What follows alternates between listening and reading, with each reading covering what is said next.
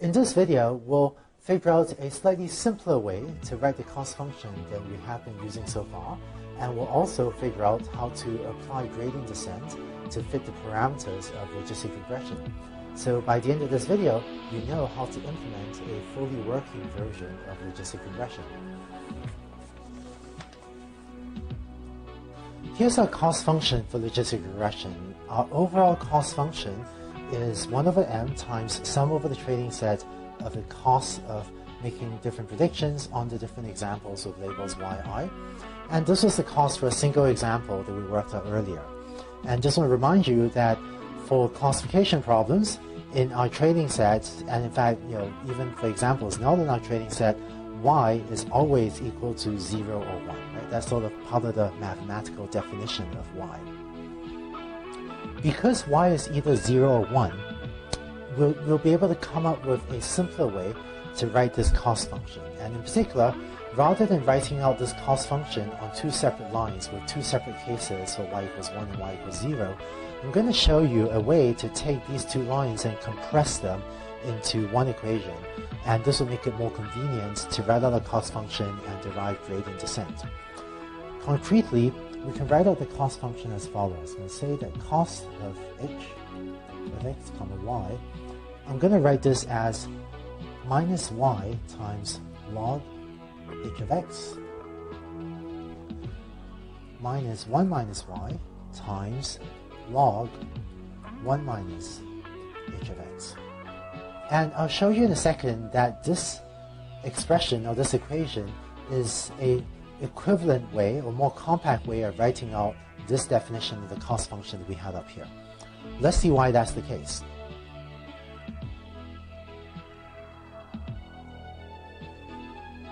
We know that there are only 2 possible cases, y must be 0 or y or 1, so let's suppose y equals 1. If y is equal to 1, then this equation is saying that the cost is equal to, well, if y is equal to 1, then this thing here is equal to 1, and 1 minus y is going to be equal to 0, right? So if y is equal to 1, then 1 minus y is 1 minus 1, which is therefore 0. So the second term gets multiplied by 0 and goes away, and we're left with only this first term, which is y times log minus y times log h of x. Y is 1, so that's equal to minus log h of x. And this equation is exactly what we have up here for if y is equal to 1.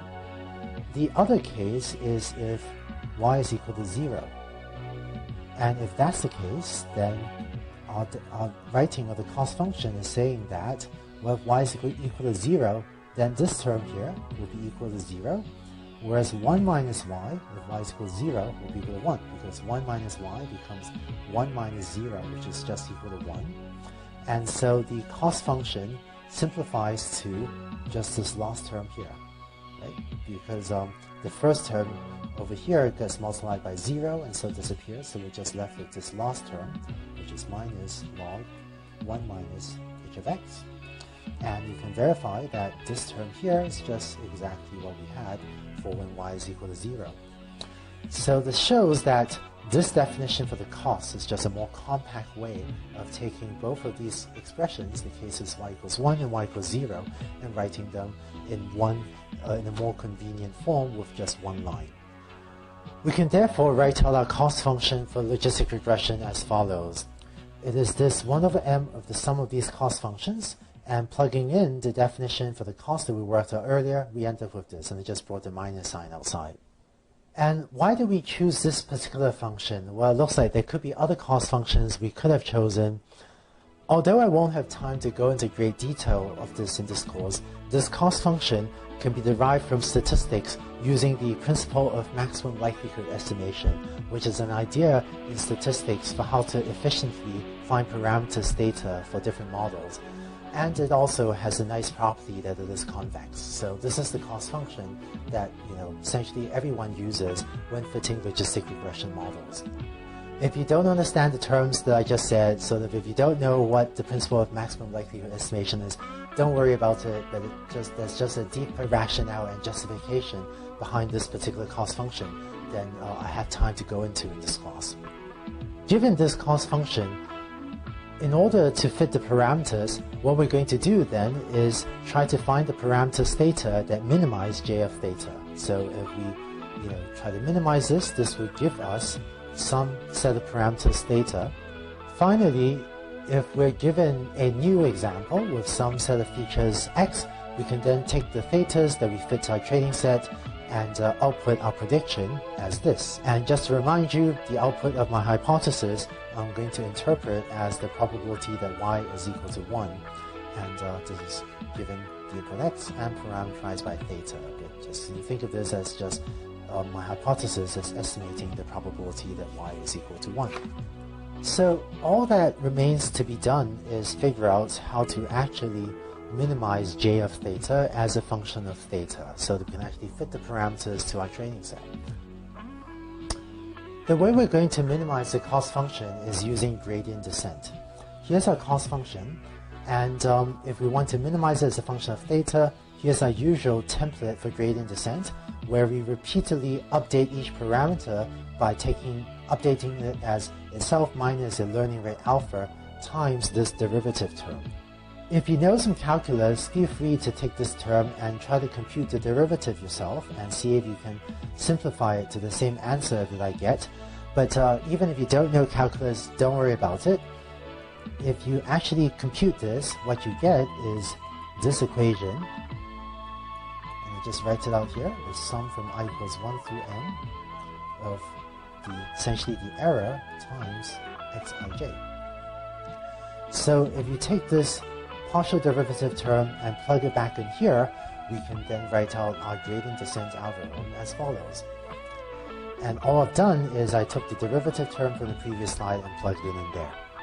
So if you have n features, you would have a parameter vector theta, which the parameter is theta 0, theta 1, theta 2, down to theta n, and you would use this update to simultaneously update all of your values of theta. Now, if you take this update rule and compare it to what we were doing for linear regression, you might be surprised to realize that, well, this equation was exactly what we had for linear regression. In fact, if you look in the earlier videos and look at the update rule, the gradient descent rule for linear regression, it looked exactly like what I drew here inside the blue box. So are linear regression and logistic regression different algorithms or not? Well, this is resolved by observing that for logistic regression, what has changed is that the definition for this hypothesis has changed. So whereas for linear regression, we had h of x equals theta transpose x, now the definition of h of x has changed and is instead now 1 over 1 plus e to the negative theta transpose x. So even though the update rule looks cosmetically identical, because the definition of the hypothesis has changed, this is actually not the same thing as gradient descent for linear regression. In an earlier video, when we were talking about gradient descent for linear regression, we had talked about how to monitor gradient descent to make sure that it is converging. I usually apply that same method to logistic regression too, to monitor gradient descent to make sure it's converging correctly. And hopefully you can figure out how to apply that technique to logistic regression yourself. When implementing logistic regression with gradient descent, we have all of these different parameter values, theta 0 down to theta n that we need to update using this expression. And one thing we could do is have a for loop, so for I equals 0 to n, or for I equals 1 to n plus 1, to update each of these parameter values in turn. But of course, rather than using a for loop, ideally we would also use a vectorized implementation. And so that a vectorized implementation can update all of these n plus 1 parameters all in one fell swoop. And to check your own understanding, you might see if you can figure out how to do the vectorized implementation of this algorithm as well. So now you know how to implement gradient descent for logistic regression. There was one last idea that we had talked about earlier for linear regression, which was feature scaling. We saw how feature scaling can help gradient descent converge faster for linear regression. The idea of feature scaling also applies to gradient descent for logistic regression, and if you have features that are on very different scales, then applying feature scaling can also make gradient descent run faster for logistic regression. So that's it. You now know how to implement logistic regression, and this is a very powerful and probably the most widely used classification algorithm in the world, and you now know how to get to work for yourself.